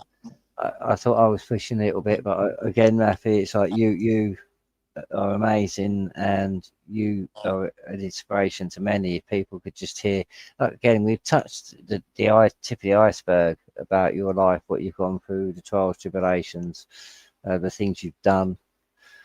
That's why I love it every time you come back, and I think hopefully everyone will start listening more and more and more, and start to understand that they have the fight within them. Hopefully, that you've shown, you've led the path. So I'm hoping you'll continue Okay. to inspire the people, especially the young ladies that we have in our society, because they desperately Yeah, need it. the young people must do a lot now. I think so. But thank you for having me. Always a pleasure and an honour. It is already late, so I'm going to bed. Bye-bye. All right, take care. All right. Bye. No, no, no, no.